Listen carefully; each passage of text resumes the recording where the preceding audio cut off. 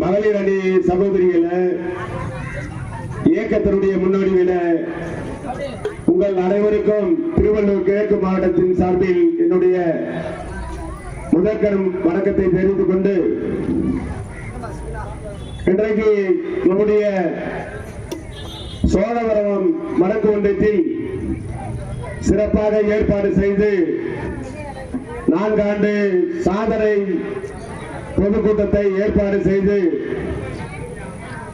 மாண்புமிகு தளபதி அவர்களுடைய சாதனை இங்கே எடுத்து சொல்லக்கூடிய வகையில் நம்முடைய கழகத்தினுடைய சார்பில் கூட்டம் ஏற்பாடு செய்திருக்கின்றோம்.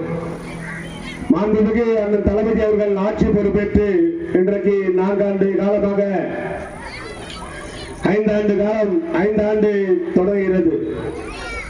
இயக்கத்தின் சார்பிலும் தமிழகத்தினுடைய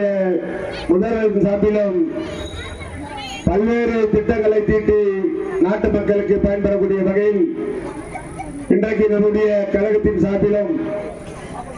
தமிழகத்தின் சார்பிலும் திட்டங்களை உருவாக்கப்பட்டு தேர்தல் அறிக்கை என்னென்ன